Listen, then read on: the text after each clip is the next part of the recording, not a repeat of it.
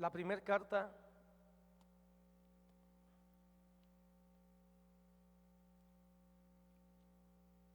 del apóstol Juan.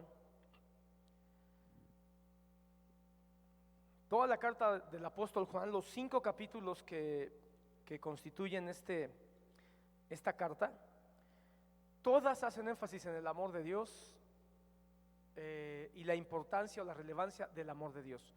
Y mencionan varias situaciones que tienen que ver con el amor de Dios. Así que valdría la pena que tú pudieras leer con calma toda la carta de Juan. Pero por cuestiones de tiempo, hermano, vamos a leer solamente del versículo 7 hacia el final de la carta de Juan. Amén. Vamos a ir leyéndolo despacito. Voy a leer solo el versículo 1 como para darle introducción, pero vamos a ir avanzando poco a poco en este pasaje. Capítulos 4 de carta de Juan, versículo 7. La palabra de Dios dice así: amados, amémonos unos a otros, porque el amor es de Dios. Todo el que ama es nacido de Dios y conoce a Dios. Versículo 8. El que no ama no ha conocido a Dios, porque Dios es amor. Que Dios bendiga su palabra y que abra nuestro corazón a ella. Amén. Quiero ir leyendo y sacando algunas cosas aquí importantes. El apóstol Juan comienza en este pasaje que hemos leído, aunque insisto, valdría la pena que tú leyeras antes, porque antes habla de otras cosas acerca del amor y también después. Pero el punto central, hermano, que quiero hoy, por eso quise comenzar con este versículo, es que el amor es la evidencia de la salvación. Y si es la evidencia de la salvación, estamos hablando de que es visible o que es palpable, porque cuando hablamos de una evidencia, estamos hablando de algo que se puede mirar, se puede tocar, se puede calcular, ¿sí? Las evidencias tienen que ser tangibles. Por eso en un tribunal, hermano, a veces las evidencias no son suficientes cuando solamente es la opinión o cuando solamente es la declaración de una persona. Un juez que verdaderamente está haciendo bien su trabajo no puede tomar solamente lo que una persona dice para determinar si una persona es culpable o inocente. Necesita más evidencias además de su dicho. De la misma manera, hermano, la palabra de Dios nos hace saber que hay una evidencia además del dicho, porque si alguien de nosotros dice yo amo a Dios, ¿quién puede negarlo? ¿Quién puede censurar a otra persona que nos diga es que yo amo a Dios? Yo sí lo amo. Ok, ese es tu dicho, ese es mi dicho, y es aceptable y respetable. Sin embargo, muchas veces necesitamos algo más que el dicho, y es ahí cuando la evidencia se hace indispensable. Así que el apóstol Juan comienza diciendo: amados, ¿cuál es la evidencia de que ustedes son salvos? ¿Y cuál es la evidencia de que ustedes aman a Dios? Que se amen los unos a los otros. Porque es muy diferente que yo pueda decir yo amo a Dios a que yo demuestre que amo a Dios. Ahora, es interesante que el apóstol Juan comienza invitándonos a amarnos a los unos a los otros. Y dice, cuando los unos se aman a los otros, esto solamente ocurre por una sola causa, porque el amor es de Dios. El amor le pertenece a Dios.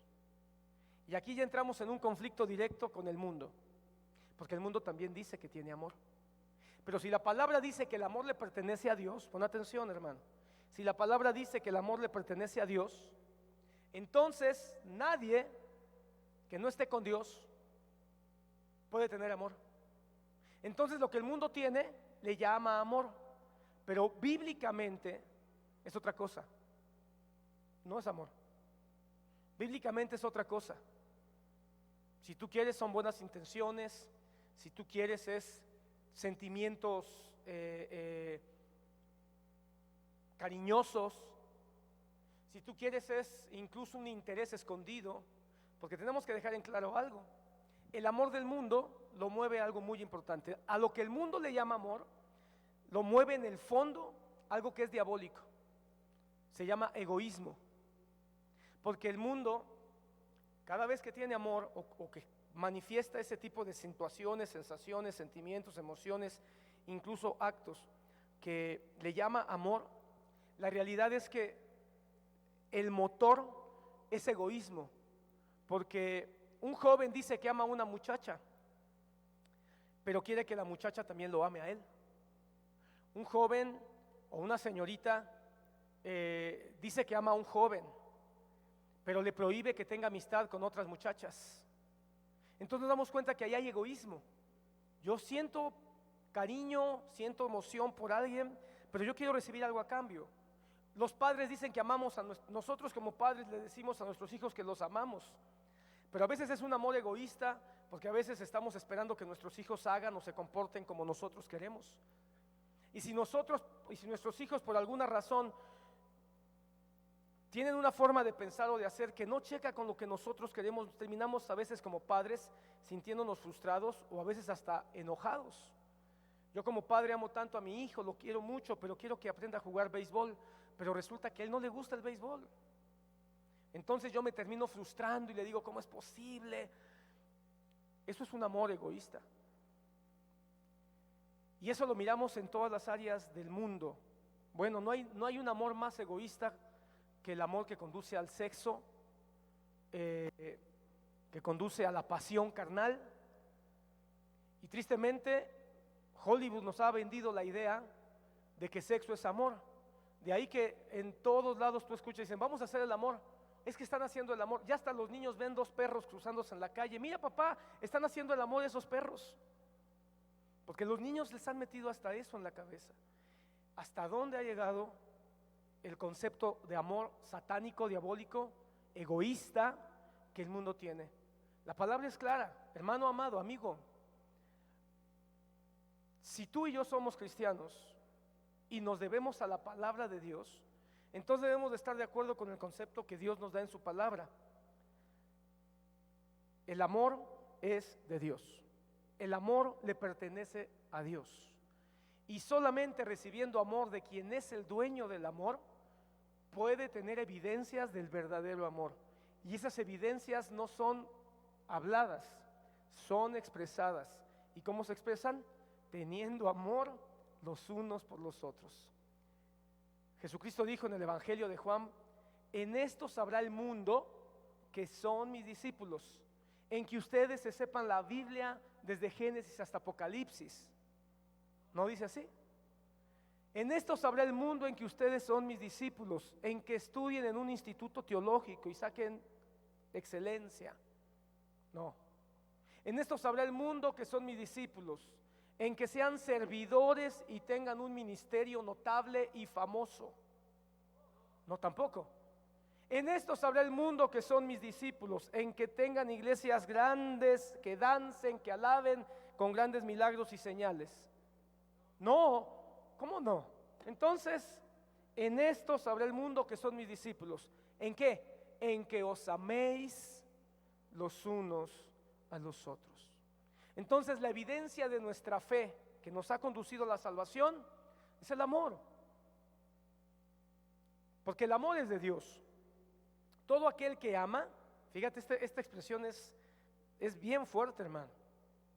Todo aquel que ama, pero con ese amor que viene de Dios, con ese amor que se hace evidente amándonos los unos a los otros, porque no separemos, hermano, a veces nosotros separamos una frase de la Biblia de la otra, y no, hay que aprender a conectar, hay que aprender a conectar frases, hay que aprender a conectar versículos con versículos, hay que aprender a conectar capítulos con capítulos, hay que aprender a conectar libros con los otros libros de la Biblia, no los aislemos. Todo aquel que ama, ¿cómo? ¿Cómo es el amor? Amándonos los unos a los otros. Entonces, todo aquel que ama es nacido de Dios y conoce a Dios. Todo aquel que ama a su prójimo, Todo aquel que ama a su hermano, ese es nacido de Dios y conoce a Dios. Entonces, hermano, ¿quién es el que nace de Dios? El que recibe a Cristo como su Señor y Salvador. ¿Estás de acuerdo? Y el que recibe a Cristo como su Señor y Salvador es una nueva criatura. Hemos nacido de nuevo, somos hijos de Dios. ¿Y cuál es la evidencia del que ha nacido de nuevo, del que ha nacido de Dios? Que ahora ama como Dios ama, de una manera práctica, de una manera activa, ama a su prójimo. De tal manera que el que no ama a su prójimo, pues no es cristiano. A veces buscamos tantas evidencias del que es cristiano y el que no es cristiano, y Juan nos vuela la cabeza, nos tira de la moto y de una manera tan simple nos dice: no te quiebres la cabeza. ¿Quieres saber si eres cristiano? Pues ve si ya amas a tu prójimo. Porque si no puedes amar a tu prójimo y lo sigues odiando y sigues deseando el mal a tu prójimo y no puedes perdonar a tu prójimo, pues a lo mejor no eres cristiano, nada más lo que tuviste fue una experiencia religiosa, ¿verdad? Un éxtasis religioso. Pero el que realmente ha nacido de nuevo, ama. ¿Y cómo ama? No con lloradas, no con danzadas, no aprendiéndose la Biblia, que no estoy diciendo que eso sea malo. Ama, amando a su prójimo. Y esto también denota que conoce a Dios. ¿Sabes que la palabra conocer es una palabra que en la Biblia es muy interesante? Porque no está hablando de un conocimiento cognitivo, no está hablando del que tiene información, no está hablando del que aprendió bien una lección. Hoy en nuestro lenguaje cotidiano la palabra conocimiento nos da a entender eso, ¿verdad? Alguien que tiene información. Es que yo ya conozco acerca de las abejas, porque leímos o vimos en internet un artículo de cómo las abejas funcionan en su comunidad, cómo hacen la miel, etcétera. Pero no se refiere a eso. La palabra en la Biblia, cuando nos hace referencia al conocimiento, nos está hablando de una profundización, de una intimidad, nos está hablando de una relación. De tal manera que en algunas partes del Antiguo Testamento la palabra conocer incluso denota una relación sexual. Adán conoció a su mujer y tuvo a Caín y Abel. Y Abraham conoció a su mujer y dio a luz a Isaac. Entonces la palabra conocer en el Antiguo Testamento tiene una connotación de tanta intimidad que está emparentada con el sexo. Pero la palabra conocer, que es una palabra que el apóstol Juan usa muchas veces en su carta que estamos leyendo, lo que quiere enfatizar es que el amor nace de la intimidad. El amor nace de una relación. Hermano, Jesucristo vino a tener intimidad con nosotros. Estoy hablando de una intimidad espiritual, una intimidad emocional. Bueno, esa intimidad el Señor la tuvo desde la preexistencia. Desde la eternidad pasada, dice Romanos capítulo 8, que el Señor nos conoció. Cuando todavía nosotros, hermano, no veníamos a esta tierra en un cuerpo, Dios ya nos había conocido. Y esa palabra conocer implica que nos amó, que tuvo intimidad, tuvo una relación cercana con nosotros. De tal manera que aquel que conoce a Dios, es decir, que tiene de veras una relación profunda con su Señor, va a amar. Esto tal vez significa que aquel que no busca conocer a Dios más cercana e íntimamente, menos va a amar. Versículo 8 dice: el que no ama no ha conocido a Dios, porque Dios es amor. Hermano, qué versículo, nosotros lo leemos rapidito, pero qué cosas tan tremendas tiene como implicación este versículo. Porque dice que el que no ama es que no ha conocido a Dios. ¿Qué significa? Que los que no han conocido a Dios en la preexistencia son incapaces de amar con el amor de Dios, porque no conocieron a Dios. Y si no lo conocieron en la preexistencia, si no fueron conocidos, ¿cómo van a poder ser conocidos aquí en la tierra? Hermano, eso nos debe de llenar de gratitud, porque si tú has venido al conocimiento del Señor, tienes que decir: gracias, Señor, porque tú ya me conocías en la eternidad y porque me conociste en la eternidad, tocaste mi corazón para que yo viniera al conocimiento de ti. La palabra dice, Dios es amor. Dios es amor, es un atributo de Dios. Dios es amor, hermano, un versículo tan famoso, una frase tan famosa, Dios es amor. Pero hay que entender qué clase de amor es el amor de Dios, porque no es ese amor que el mundo tiene como concepto. El amor de Dios no es egoísta. ¿Cómo es el amor de Dios? Digámoslo en una frase. El amor de Dios, hermano, es desinteresado. El amor de Dios es sacrificial.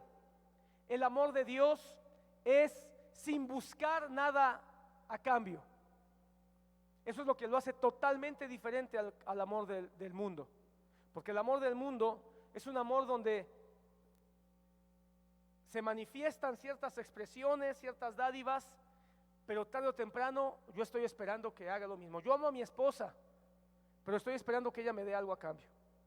Hermano, muchos de los conflictos matrimoniales vienen porque vienen los reclamos. Yo tanto que te he dado, te he cuidado, te he dado de comer, te he sustentado, te he mandado flores, ¿y tú qué me das?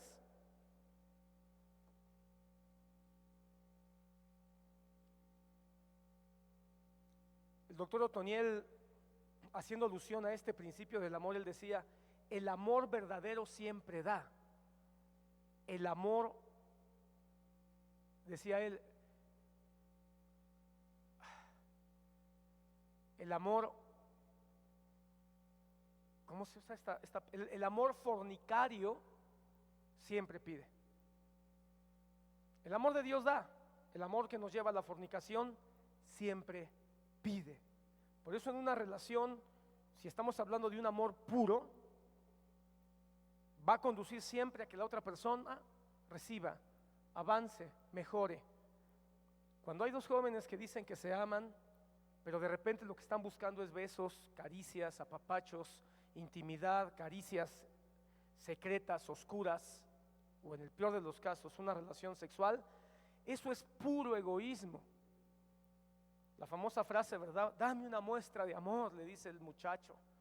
Si realmente me amas, dame una muestra de amor. Y la muchacha le lleva un chocolate, ¿verdad? Y él dice, no, tú no me amas, puro chocolates me quieres dar. Pues entonces, ¿qué quiere el cuate, verdad? Eso es un secreto para que tú sepas, señorita. Cuando un joven te ama, no te va a pedir ninguna prueba, ninguna, porque el amor va a dar sin pedir nada a cambio. Ese es el amor de Dios. Ahora, Dios es amor, es parte de su esencia, pero por favor no pongas el Dios es amor en el concepto de amor del mundo, egoísta, caprichoso, buscando el beneficio propio, porque Dios es suficiente en sí mismo. Él no necesita nada, Él no da para recibir nada, Él no necesita absolutamente nada. Él es suficiente en sí mismo. Pero no perdamos de vista que el amor de Dios es un atributo que está a la par, junto y en unión o en unidad con todos sus demás atributos. Por eso es importante conocer los atributos de Dios, amados hermanos. Sé profundo, sé constante en conocer los atributos de Dios. Porque los atributos de Dios, hermano, no son modalistas, que un día es amor y otro día es omnipotente y otro día es soberano y otro día es fiel. No, los atributos de Dios siempre son, porque Dios siempre es. De tal manera que el amor de Dios es santo y la santidad de Dios es amorosa. El amor de Dios es fiel y la fidelidad de Dios es amorosa y es santa. Dios es omnipotente y la omnipotencia de Dios va a moverse en base a su amor, en base a su fidelidad y en base a su santidad. Por eso, hermano, cuando nosotros escuchamos a veces que se separa Dios es amor de sus demás atributos, es peligroso. Es que, porque entonces surgen aquellas voces que reclaman a Dios y dicen, a ver Dios, si tú eres amor, ¿por qué hay guerras? A ver Dios, no que eres Dios, no que Dios es amor. Si eres amor, ¿por qué hay COVID? Y no se dan cuenta, hermano, que el amor no está distanciado ni de su santidad, ni de su justicia, ni de su fidelidad. De tal manera que el amor de Dios va a ser una expresión de dar, sin egoísmo, sin recibir ni esperar nada a cambio, pero con justicia, pero con santidad, con fidelidad y con todos y cada uno de los atributos de Dios. Es entonces cuando entendemos que Dios nos va a amar, pero siempre nos va a amar llevándonos a su santidad, a su justicia, a su fidelidad. ¿Ustedes creen que aún la ira de Dios puede ser una ira de amor? Por supuesto, porque la ira de Dios es un atributo, pero aún la ira de Dios lleva amor, y aún el Dios es amor, es lo que hace que Dios tenga ira. Mira, hermano amado, si un joven cualquiera comete un delito, pues yo digo, qué mala onda que ese joven por un gansito, miren, terminó en la cárcel, qué lástima. Pero si es mi hijo el que se roba un gansito y termina en la delegación, entonces ahí sí yo sí me molesto. Y digo, ¿cómo es posible? ¿Cómo se le ocurrió robar un gansito? Y no voy a estar contento, pero significa que lo he dejado de amar. Claro que no, lo sigo amando. Y porque lo amo, es que tal vez me lleno de ira ante aquello que no es correcto. Y es ahí donde el mundo quisiera ver solo al Dios amor de los hippies. Hay quien piensa que Dios es hippie. Hermano, ese concepto de Dios es amor permeó mucho en la iglesia evangélica de los 60, 70. Dios es amor, hermano, Dios es amor. Y si nosotros nos drogamos y nos tomamos unos hongos alucinógenos, Dios es amor, Dios también. No, hermano,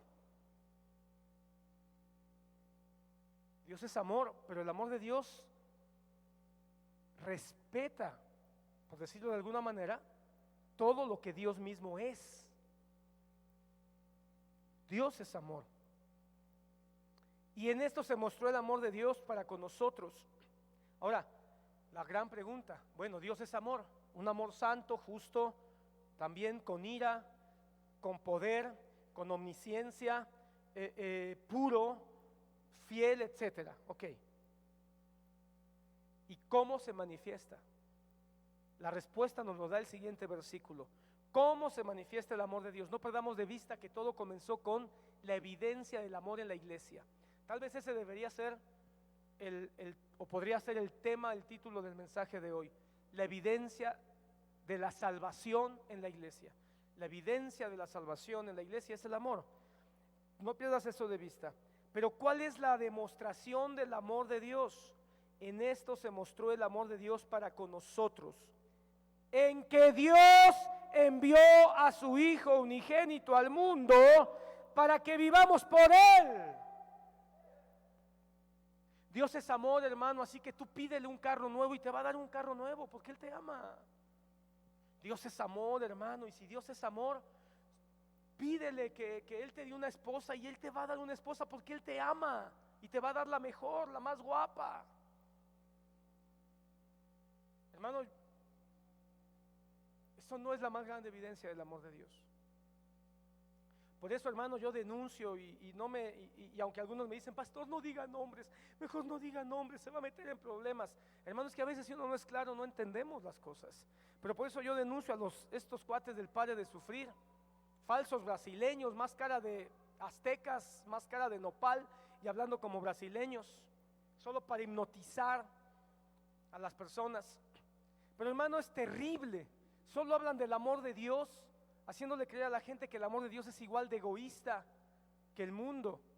Y no hablan de la salvación a través de Cristo Jesús. Hermano, la epítome, el éxtasis de la expresión de amor de Dios es Cristo Jesús en la cruz del Calvario. Por eso nosotros no deberíamos dejar de temblar, no deberíamos dejar de conmovernos ante la cruz del Calvario. Hermano, vemos una historia de amor y nos conmovemos ante el drama que nos muestran a veces o que leemos en una novela. Y ante el éxtasis, la máxima manifestación de amor, a veces ya nos acostumbramos tanto como cristianos. Las mujeres ven sus fotos de cuando se casaron, del día de su boda, y lloran, ay, qué día tan bonito. Uno mira hacia atrás, hacia la cruz, hermano, al día en que Dios nos amó como nunca jamás podrá amarnos nadie, y decimos, sí, Jesús murió, sí, la Santa Cena, el pan y el vino, sí.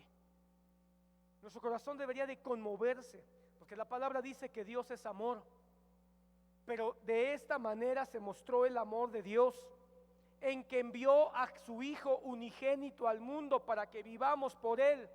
Hermano, Dios dijo, ¿cómo le muestro que los amo? ¿Cómo hago para mostrarles que los amo? ¿De qué manera? ¿Un ramo de flores? ¿Un anillo de diamantes? No, todo eso es basura. La sangre del Hijo de Dios derramándose hasta la última gota para librarlos del pecado, de la maldad.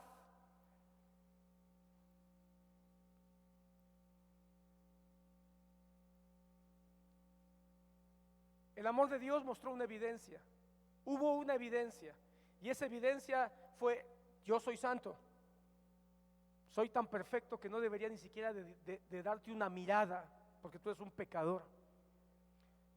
Yo soy justo, y en mi justicia debería de pagar lo que mereces y dejar que te pudras en el infierno para demostrar al universo que soy justo.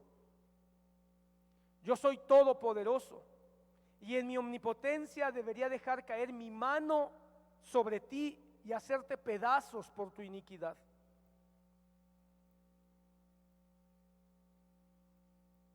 Pero soy amor,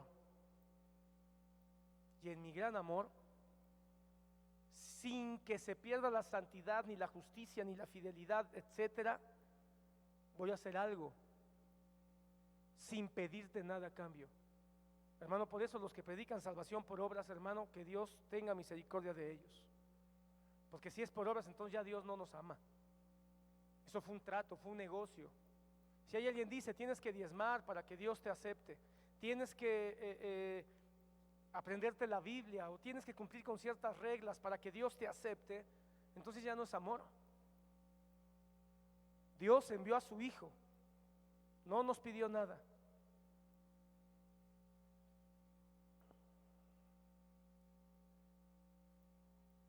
Amó muertos. Dios amó cadáveres, hermano. Porque un cadáver no puede decir nada, un cadáver no puede responder nada, un cadáver no puede dar en respuesta, no puede ser recíproco.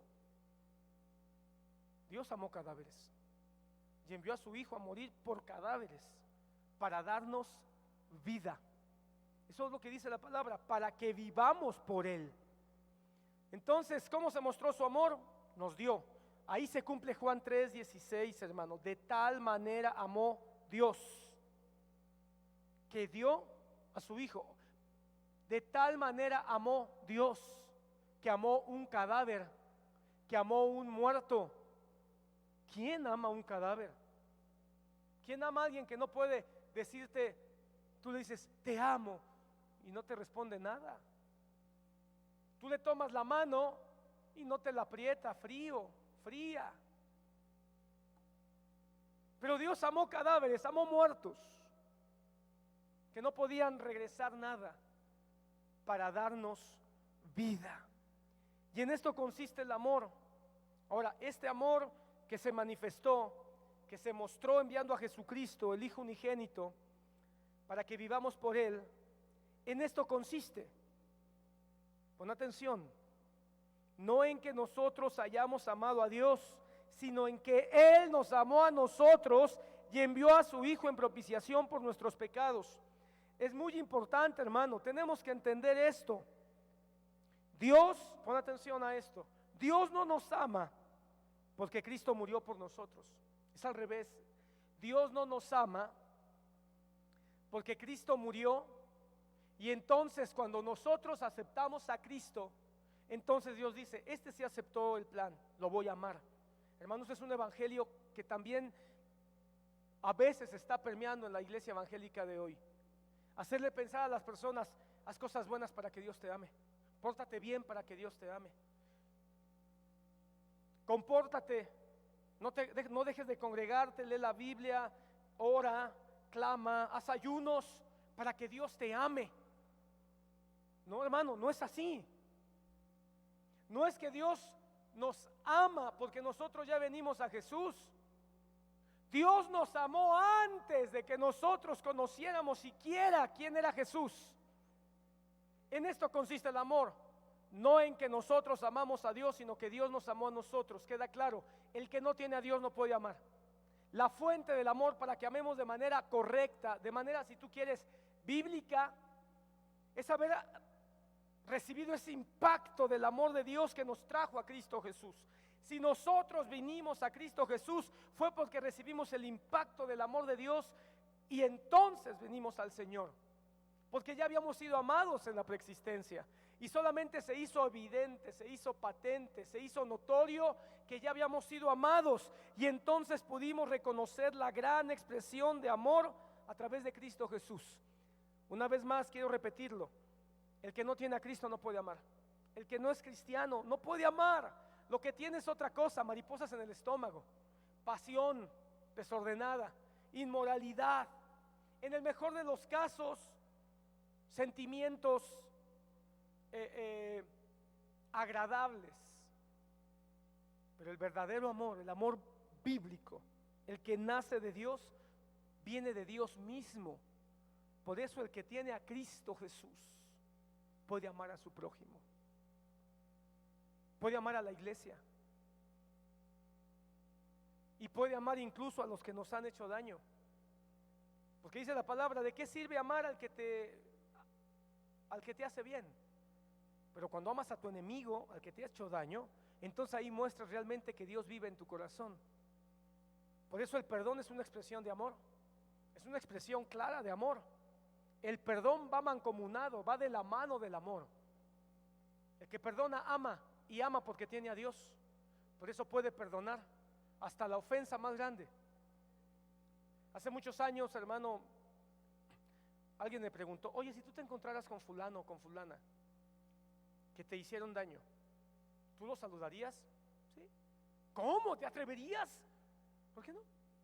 Después de lo que te hicieron, ¿por qué no? Cuando uno guarda el odio en lo profundo de su corazón, cuando uno le hace una bodeguita al odio, al resentimiento, hermano, esa bodeguita al rato va a exigir más espacio, va a exigir más espacio, va a exigir como una enredadera, hermano, y al rato todo el espacio va a ser odio y resentimiento. Por eso, hermano, no hay que darle espacio. Mejor lo más rápido posible hay que sacudirse esa mala hierba. No dejes ahí, aquí tengo mi guardadito, pero aquí se lo tengo guardado. ¿Para qué lo quieres guardado? Dios dice que ames, y amar es perdonar todo. ¿O acaso será que cuando Jesús subió a la cruz dijo, muero por todos los pecados, pero no por este pecado de fulano? Este te lo voy a guardar, mi chavo, te lo voy a guardar. No, hermano, Jesucristo murió por todos para no tener más memoria. Y alguien dirá, pastor, pero es que yo perdono pero no olvido. ¿Tú crees acaso que Dios, que es todo omnisciente, olvida así como que no existe más tu pecado? Por supuesto que no. Sin embargo, cuando Él dice, callaré de amor y borraré todos tus pecados y no me acordaré más de ellos, lo que está diciendo es, aunque yo sé y nunca dejaré de saber cuáles son todos tus pecados, ya no son problema entre tú y yo, ya no son un estorbo entre tú y yo. No los voy a traer a la memoria porque no sirve ya, porque el verdadero amor da sacrificialmente, sin pedir nada y sin recordar el pasado. Ese es el amor de Dios, la evidencia del amor de Dios. Nadie puede amar de esta manera a menos que tenga a Cristo. Así que, hermano, hoy es un buen día para hacernos un autoexamen. A lo mejor si tú llegas a la conclusión, no, yo sí sigo odiando y yo no voy a perdonar a este cuate o a esta cuata, yo me lo voy a guardar, lamento decirte, tal vez tú no eres cristiano.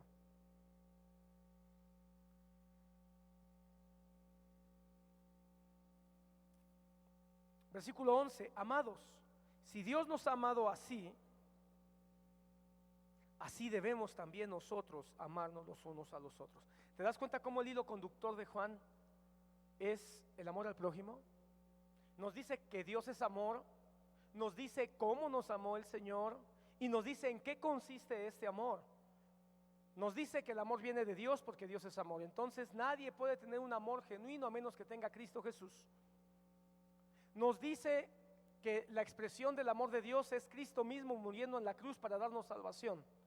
Y nos explica que cómo consiste este amor cuando envió a Jesucristo. Nos explica que consiste en que el amor viene de Él. Y como viene de Él, entonces la propiciación por nuestros pecados se cumple en Cristo Jesús. Pero después nos dice, de la misma manera, así debemos también amarnos los unos a los otros. ¿Cómo es de la misma manera? Sacrificialmente y sin pedir nada a cambio. Porque Cristo muriendo en la cruz fue un sacrificio.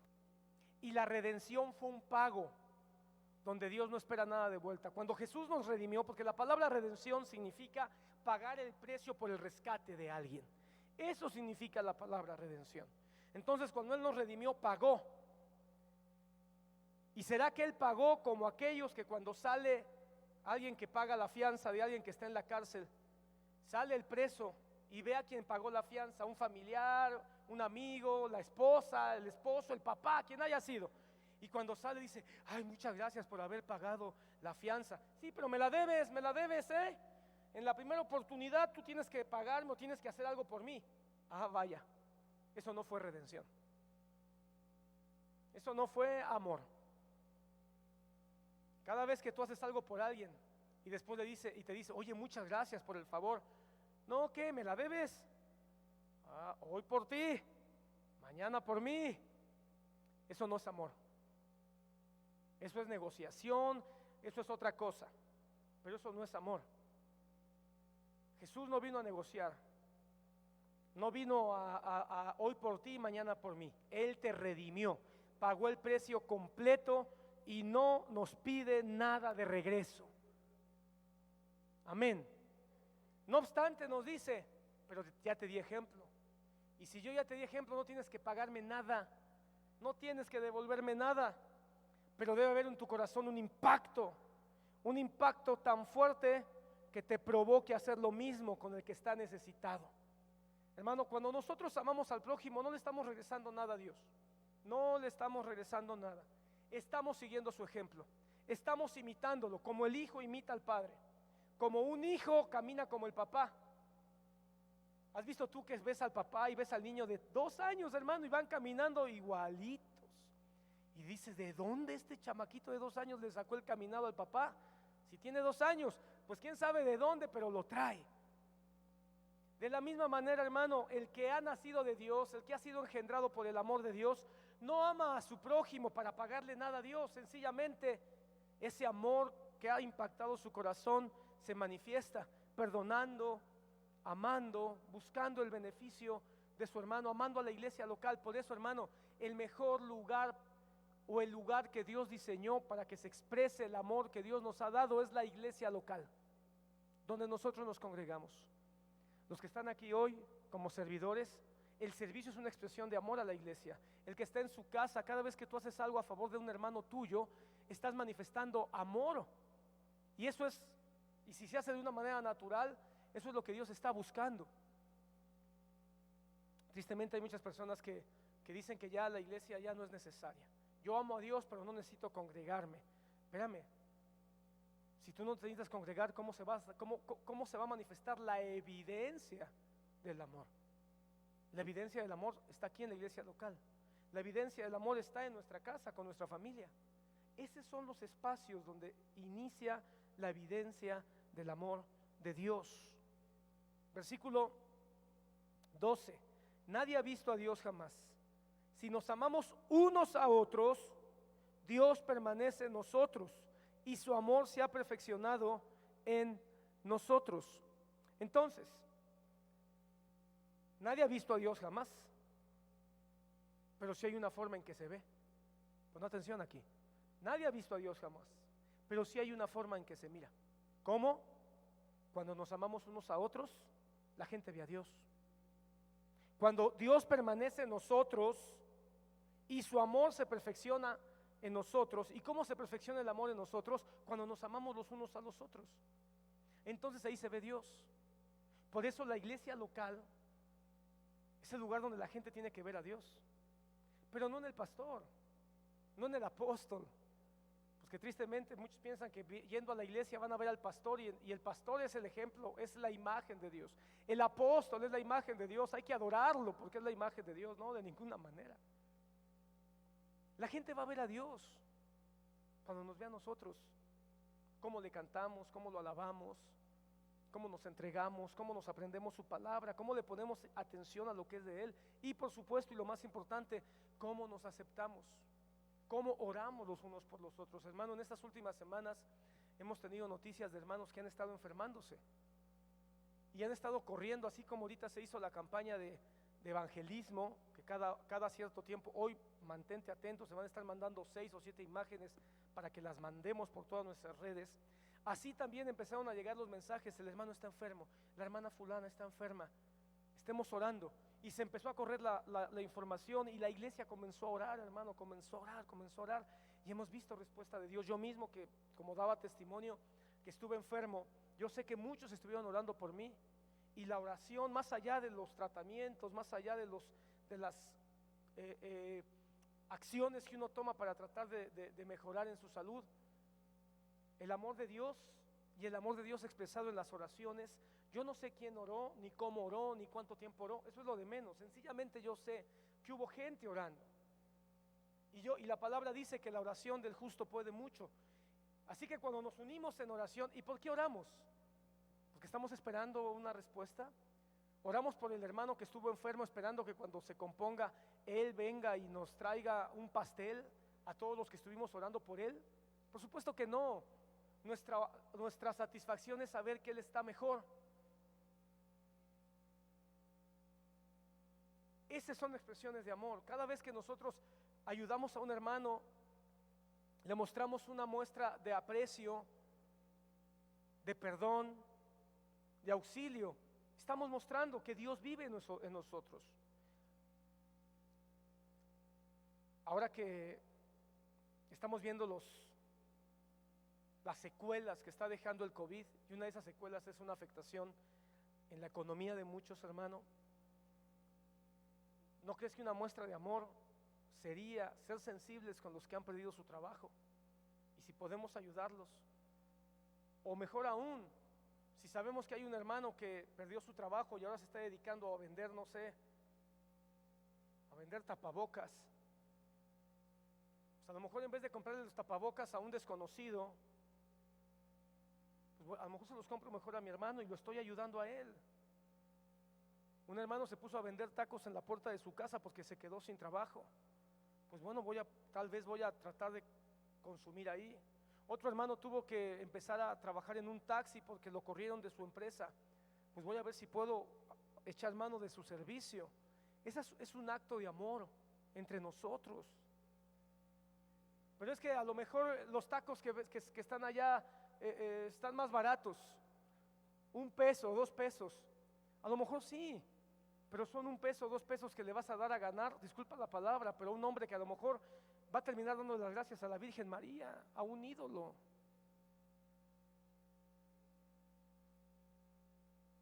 Mi hermano, yo de repente en la calle, pues mi corazón se mueve a ayudar a los necesitados y les doy algo, y cuando se persignan, digo, no, ya.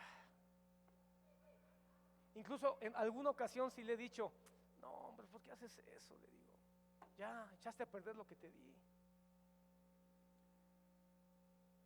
Porque terminan dándole la gloria a un ídolo.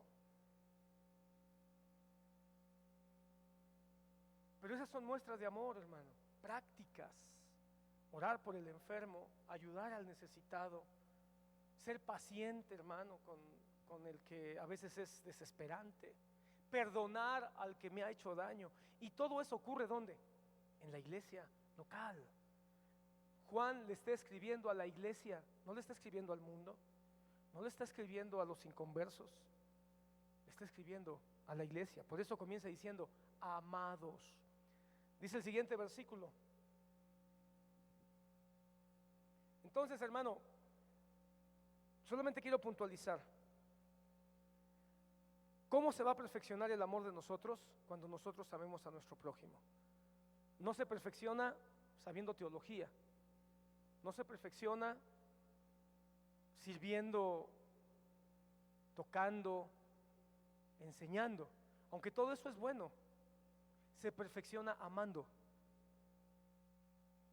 El perfeccionamiento del amor de Dios no se va a perfeccionar más que amando. No hay otra manera.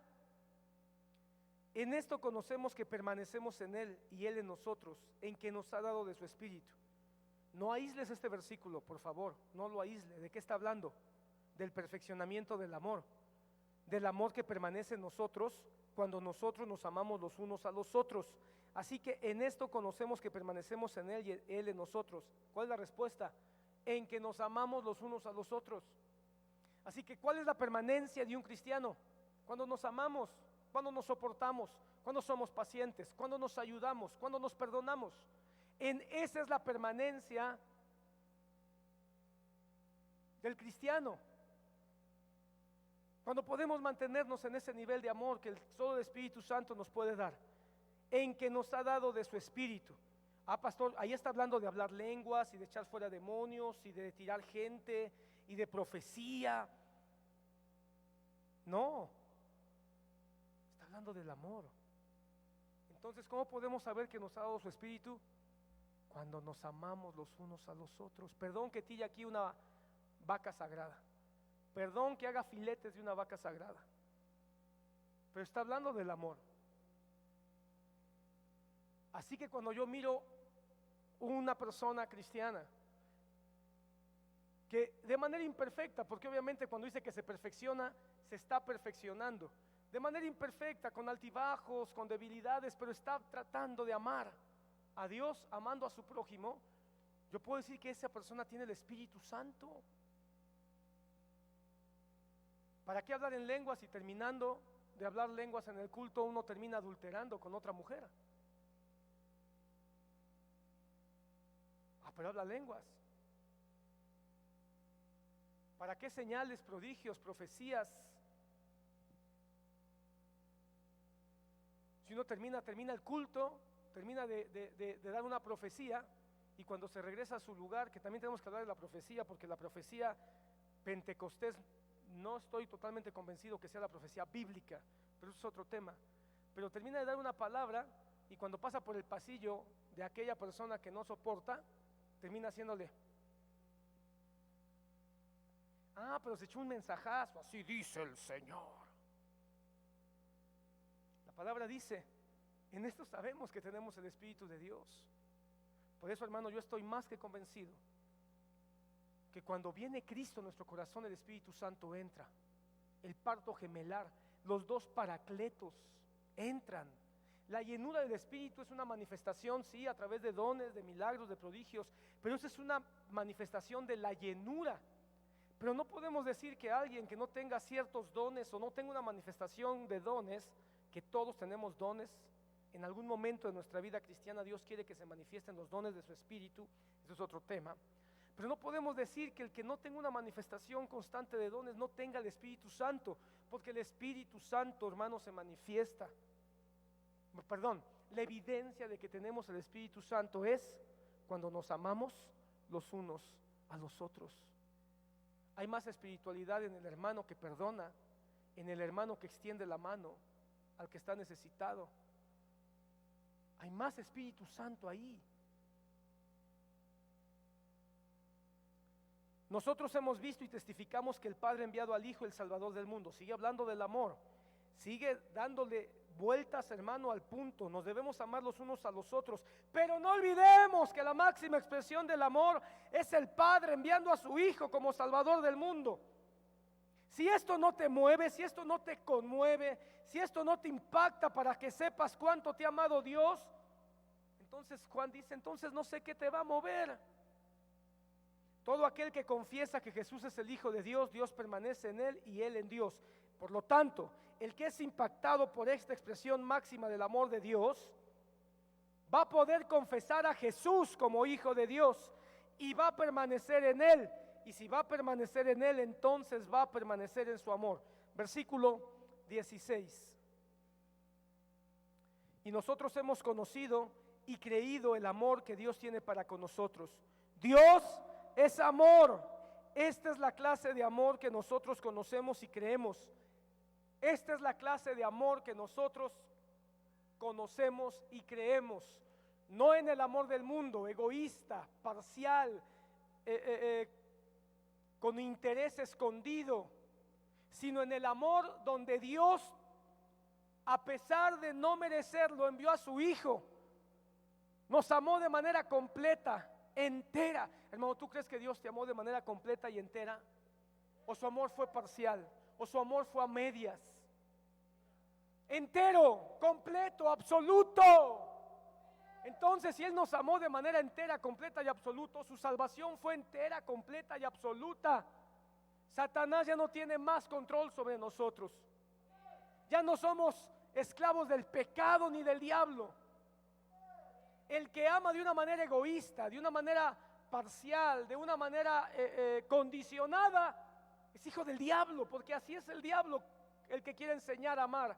Pero el que ha recibido el amor completo, pleno, sacrificial, entero, absoluto del Señor Jesús, entonces podemos por su Espíritu amar de la misma manera. Hermanos, si alguien dice, es que el amor de Cristo, perdón, el sacrificio de Cristo fue parcial, tenemos que nosotros hacer algo más, miente, porque entonces su amor no fue entero, tampoco. Si esto es así, hermano, ya somos salvos completamente. No debemos de preocuparnos. Por eso, hermano, el apóstol Pablo en Romanos insiste y dice, el que ha sido conocido por Dios, al que conoció, lo predestinó. Y al que predestinó, llamó. Y al que llamó, justificó. Y al que justificó, glorificó. En otras palabras, en todo el proceso, el amor de Dios está contigo. Desde antes de que tú vinieras a este mundo hasta el día en que regresemos a la casa del Padre en la eternidad futura. En todo el proceso el amor de Dios te acompaña, porque el amor de Dios es total, es completo, es absoluto. Eso significa que el amor de Dios en la preexistencia te conoció, tuvo relación, tuvo cercanía, te amó. Por lo tanto, te predestinó para esta salvación. Y en esta predestinación su amor por su Espíritu Santo te trajo por la fe al sacrificio de la cruz, para que ahora entres a la redención, y en esa redención el amor de Dios nos esté acompañando todos los días de nuestra vida. Porque si hay alguien que dice, es que tú, ya Dios no te ama, ya no te ama porque cometiste un pecado, porque te equivocaste. Hermano, si eso es así, entonces el amor de Dios es imperfecto. El amor de Dios va contigo todo el tiempo, y es el amor de Dios el que te va a restaurar, el que te va a levantar, porque el amor de Dios está en su Espíritu Santo. Mira qué hermoso, el amor de Dios también nos habla de la Trinidad, porque es el amor del Padre enviando a Jesús, es el amor del Hijo subiendo a la cruz y derramando su sangre, pero también es el amor del Espíritu Santo que todos los días viene y nos consuela y nos recuerda que Él está con nosotros. Y el Espíritu Santo viene y nos recuerda que en todos los pasos de nuestra vida, por lo tanto, el amor de Dios nos da paz, y el amor de Dios nos da seguridad todos los días de nuestra vida. Y entonces podemos permanecer en Él. El que permanece en Él es porque el amor de Dios está con Él. Y si permanecemos con Él, hermano, es porque el amor de Dios nos inflama, nos acompaña y nos ayuda. En otras palabras, no permanecemos en Cristo porque seamos muy buenos. No permanecemos en Cristo porque seamos capaces, porque seamos inteligentes.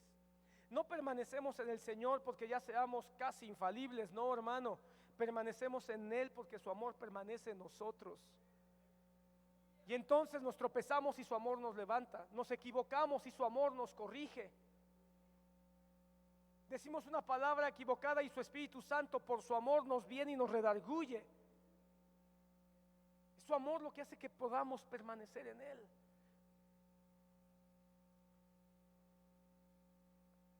Y nosotros hemos conocido y creído el amor que Dios tiene para con nosotros. Dios es amor, y el que permanece en amor permanece en Dios y Dios en él. No es un esfuerzo humano, sino es el amor de Dios que nos sostiene. 17. En esto se ha perfeccionado el amor en nosotros, para que tengamos confianza, ¿ya viste? Tengamos confianza en el día del juicio, pues como Él es, así somos nosotros en este mundo. Hermano, qué texto con cuántas cosas que pudiéramos nosotros decir. El amor de Dios se ha perfeccionado en nosotros para que tengamos confianza en que en el día del juicio vamos a ser salvos. Hermano, el amor de Dios se ha perfeccionado. No dice que somos perfectos. No dice que nosotros somos perfectos. Lo que es perfecto es su amor en nosotros. Y su amor perfecto es lo que hace que tengamos confianza, hermano, de que nos ha escogido. Qué terrible vivir un cristianismo sin confianza. Porque vivir un cristianismo donde hoy confío que soy salvo y mañana digo quién sabe, y después viene alguien y me dice no, la salvación en la cruz no es completa, Qué terrible vivir en inseguridad y tener que estar haciendo cosas para tratar de comprarle a Dios la salvación. Pero cuando uno sabe y entiende, su amor fue pleno, completo y entero, merecía la muerte, merecía el infierno, pero Él me amó aunque era un cadáver, y en Cristo Jesús me dio vida, pagó el precio de mi pecado, y ahora su amor perfecto me sostiene y me ayuda para que, conociendo su palabra, pueda yo ir perfeccionándome en el amor perfecto que Él me ha dado, a través de la evidencia del amor a mi prójimo. Amén. Sabiendo que el día del juicio voy a recibir un galardón y no una condenación.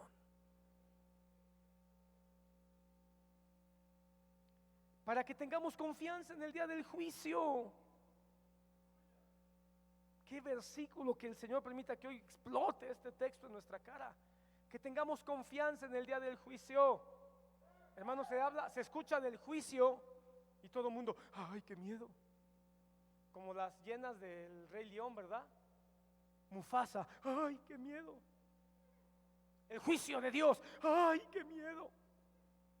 Pero un cristiano escucha el juicio de Dios y dice, aleluya. Aleluya, porque no soy bueno, todo lo que debería, me equivoco, pero el Espíritu Santo me ha ayudado, está conmigo y sé y estoy convencido que el amor de Dios me ha rescatado y soy salvo. Entonces, cuando vaya al día del juicio, no voy a ir ante el juicio del juez terrible que va a abrir los libros para mandar al lago de fuego. Voy a ir ante el tribunal del que me amó, del que me perdonó, del que se dio por mí, del que pagó el precio de manera completa y entera. Y cuando me voy a sentar, no me voy a sentar para que Él me señale con su dedo, porque eso ya ocurrió en la cruz. Ya se le puso el dedo a Jesucristo por todos mis pecados. Ahora voy a ir ante el tribunal de Cristo. Da un aplauso al Señor.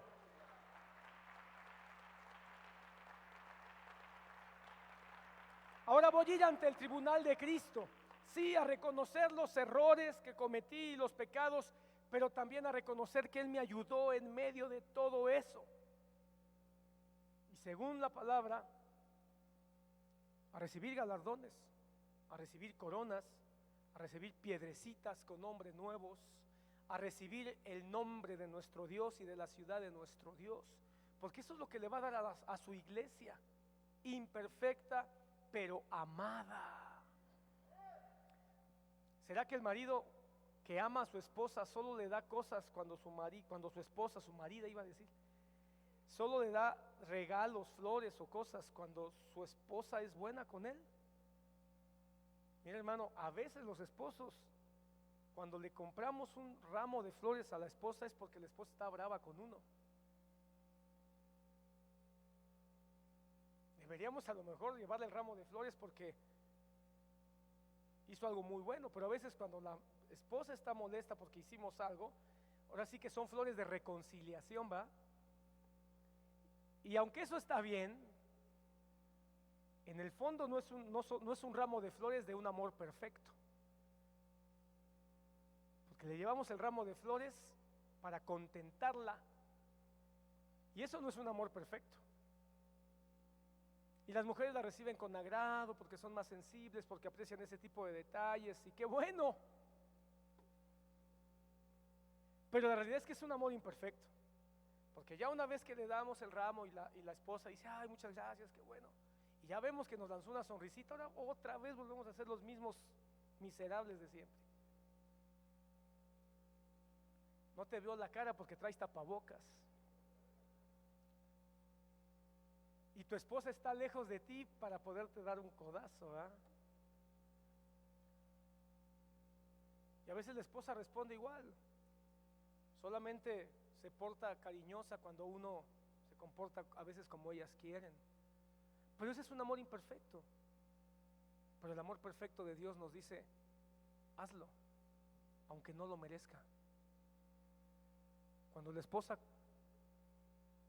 la madre de familia, cocina y está enojada con el esposo porque hizo algo, está enojada con los hijos porque fueron desobedientes, pero con todo y que está molesta y su corazón lastimado, prepara la comida y sirve la mesa, eso se acerca un poco más al amor de Dios.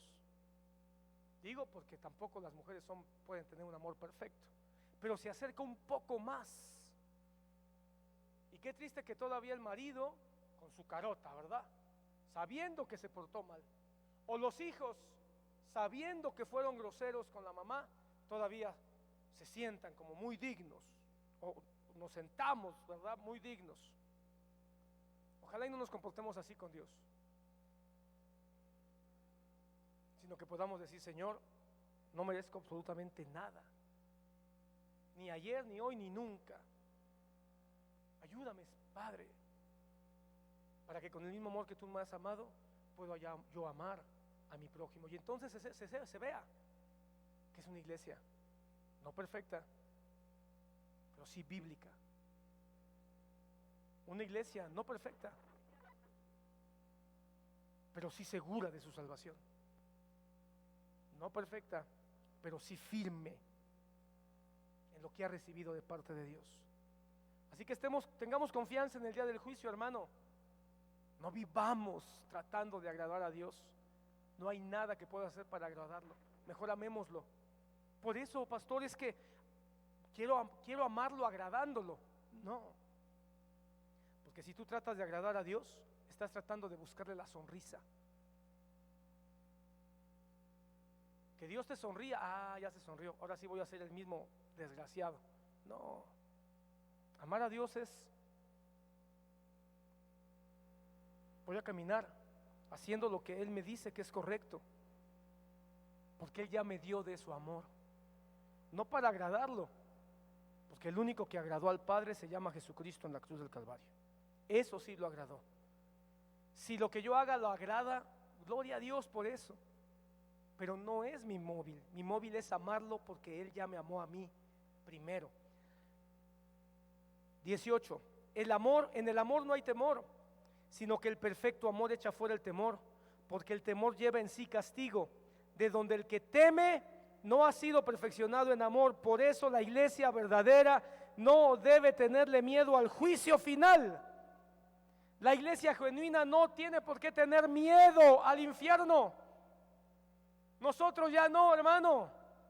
Ya no le tenemos miedo al lago de fuego, porque ya Dios nos ha librado de él en Cristo Jesús. No somos una iglesia tratando de hacer reglas, leyes, prácticas para evitar, el castigo eterno, ya lo pagó Jesús. Ahora nosotros ya hemos sido libres de ese temor. Por eso, hermano, el que muere en Cristo, hermano, ha ganado. Por eso Pablo decía, para mí el vivir es Cristo y el morir, eso es ganancia. Porque el que tiene miedo a la muerte tiene miedo a la incertidumbre de qué va a pasar con su vida, con su alma. Pero el que tiene a Cristo Jesús sabe que uno va a recibir el descanso eterno con su amado. No hay temor, porque el temor lleva en sí castigo, y el castigo que era contra ti, contra mí, ya fue pagado en la cruz. El amor de Dios hizo que el castigo que era para ti y para mí ya fuera pagado en la cruz del Calvario. Por lo tanto, ya no tenemos por qué vivir con temor a la muerte, con temor al castigo, con temor al infierno. Si acaso un temor debería de invadirnos, es el temor a Jehová, es el temor a Dios, pero no el temor al diablo, no el temor a la muerte eterna. Ahora, si tú en tu corazón hoy dices, es que yo sí tengo miedo al infierno, Posiblemente el amor de Dios no te ha tocado, no le has dado espacio a que Cristo Jesús te salve. Nosotros le amamos a Él porque Él nos amó primero, queda claro. Nadie que no sea cristiano puede amar. Nadie. Lo que el mundo tiene es otra cosa. La expresión de amor, si tú buscas en un diccionario la palabra amor, vas a encontrar un concepto que no es exactamente el concepto de la Biblia. Si tú te vas al griego, vas a encontrar como 7, 8 palabras. Mira, el amor era tan complejo para los griegos que tenían como 7, 8 palabras para poder definir el amor. El amor filos, el amor entre padres, el amor sexual, el amor romántico. Tenían muchas palabras porque era muy complejo. Pero para nosotros como hijos de Dios, como una iglesia bíblica, el concepto de amor está aquí. Dios es amor y nosotros amamos porque Él nos amó primero. En otras palabras, no puede existir expresión de amor a menos que recibamos un toque no del amor, sino de quien es amor. Nadie que no sea cristiano puede amar genuinamente. Punto. Punto. Aunque se enojen conmigo los inconversos, no, perdóname, pero bíblicamente nadie puede amar con un amor perfecto, puro, a menos que tenga un encuentro con Dios. Y si tú ya tuviste un encuentro con Dios, tú puedes amar. Déjate llevar por el Espíritu Santo para que ames a tu prójimo, para que lo perdones. Ya no vivas esa vida reteniendo el amor, porque a lo mejor el Espíritu Santo está golpeando dentro de ti, te dice, ama, ama, yo estoy contigo. En lo profundo de tu corazón sientes la certeza de que Cristo está en tu vida y tú dices, sí, Señor, yo siento que tú eres real, lo que yo he vivido contigo es verdadero, lo que yo he experimentado es real. Pero hay una parte de ti que te dice el enemigo o tu propio corazón, pero no puedes amar a todos porque hay quien te daña, no te puedes abrir para ayudar al prójimo porque va a haber quien te va a traicionar, te va a decepcionar. Y tú dices, eso es verdad, deja de escuchar al diablo. Escucha al Espíritu Santo que te dice, pero es que ese es el amor del mundo, el egoísta, el que espera recompensa, el que espera un regreso de la ayuda. Yo quiero que ames como la palabra dice, sacrificialmente, sin esperar nada a cambio. Si a quien amas, a quien perdonas, te vuelve a hacer sentir mal, te vuelve a decepcionar, vuelve a lastimarte, no pasa nada porque tú lo amaste con el amor que Dios te da. Y el amor que Dios te da es un amor que supera cualquier situación y circunstancia, porque la plenitud de tu amor está en Cristo Jesús. Si tú estás esperando que el pastor te ame de una manera, te vas a decepcionar. Que el ujier te ame y te trate de cierta manera, no andemos por la vida buscando amor. Ese es el concepto, pienso yo, que el mundo tiene, buscar amor. ¿Por qué crees que hay tantas canciones de amor? Buscando amor, buscando amor, buscando amor. Acuérdate, la máxima expresión de amor ya te la dio Dios. Y si tú has recibido ese amor, entonces tú puedes ser capaz de dar ese amor a tu iglesia, a tus hermanos, a tu familia. Vamos ya terminando. Nosotros le amamos a Él porque Él nos amó primero. Si alguno dice, no, yo sí amo a Dios, pero aborrece a su hermano, es un mentiroso. Porque no se puede amar a menos que tengas a Dios, el amor de Dios. Yo sí amo a Dios, pero a ese desgraciado donde me lo encuentre,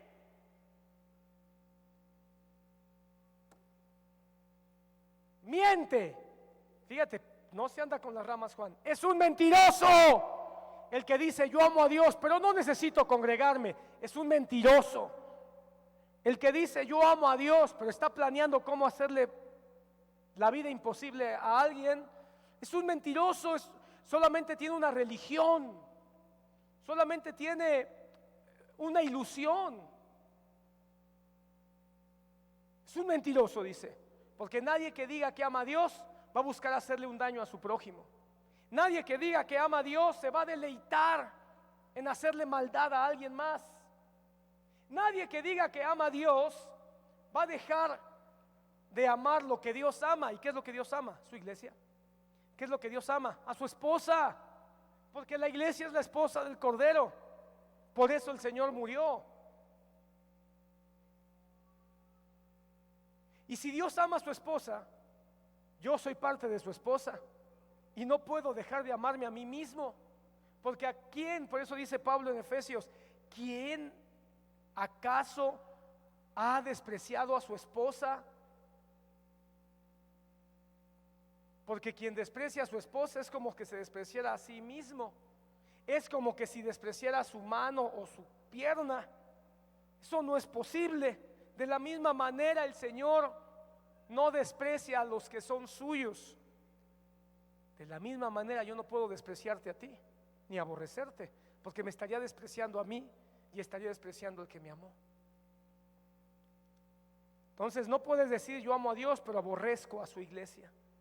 No puedes decir yo amo a Dios, por eso canto bonito, por eso palmeo en la iglesia, por eso danzo, por eso leo la Biblia y por eso ayuno una vez a la semana, pero no quiero saber nada de esos que se congregan ahí. Eso no es posible. Estás viviendo una mentira. La evidencia de una iglesia o de la iglesia es que ama. La evidencia no es las grandes congregaciones, ni los grandes ministerios, ni la música bonita, ni los títulos ministeriales. La evidencia es el amor los unos por los otros. Termino. Y nosotros tenemos pues el que no ama a su hermano a quien ha visto, ¿cómo puede amar a Dios a quien no ha visto? Así que la expresión y la evidencia del amor es la iglesia. El mundo va a saber que Dios es amor por la iglesia. Y la iglesia va a poder manifestar el amor de Dios que ya recibió amando a su hermano. Y nosotros tenemos este mandamiento de Él: el que ama a Dios, ame también a su hermano. Seguramente, como le está hablando a judíos, dice, bueno, y si no te quedó claro toda esta disertación espiritual, bueno, el mandamiento también te lo dice: el que ama a Dios, ame también a su hermano, porque en esto se resume la ley y los profetas: amarás a Dios y a tu prójimo como a ti mismo. Termino, solamente quiero leer los primeros versículos del siguiente capítulo. Todo aquel que cree en Jesús, esta es la conclusión, todo aquel que cree en Jesús como el Cristo es nacido de Dios. ¿Ya creíste en Cristo Jesús? Entonces has nacido de Dios. Y todo el que ama al que engendró, ama también al que ha sido engendrado por Él. Si tú has nacido de Dios, has sido engendrado por el Padre como una nueva criatura. ¿Sí estás de acuerdo? Si tú has sido engendrado por el Padre, amas lo que Él engendró. Amén. Y Él te engendró a ti, pero también engendró al que está a tu lado. Pero también engendró al hermano que se congrega en otro lugar, pero que también es hijo de Dios, porque es un hermano que también recibió la vida a través de Cristo. Entonces no es posible que tú digas yo amo al Padre y no ames a los que Él engendró. Eso es una contradicción. Al contrario, si el Padre te engendró, el Espíritu Santo te va a mover a que ames a los que Él has engendrado. En esto conocemos que amamos a los hijos de Dios, cuando amamos a Dios y guardamos sus mandamientos. Pues este es el amor de Dios, que guardemos sus mandamientos, y sus mandamientos no son gravosos. ¿Y cuáles son los mandamientos? Ama a Dios y ama a tu prójimo, porque todo el que es nacido de Dios vence al mundo. Y esta es la victoria que ha vencido al mundo, nuestra fe. ¿Quién es el que vence al mundo? Sino el que cree que Jesús es el Hijo de Dios. Y el que cree que Cristo es el Hijo de Dios ha sido amado por el Padre, y a través del amor del Padre puede amar también a su prójimo. Amén y amén. La iglesia de hoy, hermanos, debe ser la expresión del amor, pero no ese amor romántico, un amor santo, justo, porque también el amor reprende, porque también el amor exhorta, porque también el amor consuela, porque también el amor se irrita, también el amor se enoja, pero el amor siempre está. Con esa clase de amor la iglesia de hoy debería de manifestarse al mundo. para que los que Dios quiere salvar sean salvos. Y esta clase de amor, hermano, es la clase de amor que la iglesia Monte del Señor ha buscado tener durante 29 años, de manera imperfecta, de manera limitada.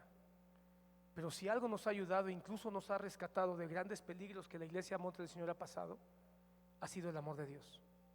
Y el amor de Dios expresado en nosotros. No estamos buscando, mira hermano, si fuera por buscar poder, dinero, conveniencia, fama, nuestra iglesia continuaría en una ruta de gran peligro y de gran herejía. Pero por su amor Dios nos sacó, no buscando otra cosa, hermano. Tristemente yo he escuchado ministros que cuando se les dice es que tú tienes que hacer cambios, tienes que seguir a Cristo, tienes que seguir su palabra, no tienes que seguir voces mentirosas o heréticas. Y tristemente yo he escuchado que algunos dicen, no, es que se me va a ir la gente, es que voy a perder diezmos. Y entonces no es el amor lo que mueve, ni siquiera el amor por la gente. Pero si algo ha ayudado a que nuestra iglesia camine es el amor. Que Dios te bendiga y que Dios nos permita no a ¿cómo se dice?, vanagloriarnos, porque al final, como lo dije en el mensaje, ni siquiera es nuestra capacidad, es el amor de Cristo, el amor de Dios que nos ayuda aún en medio de nuestras debilidades.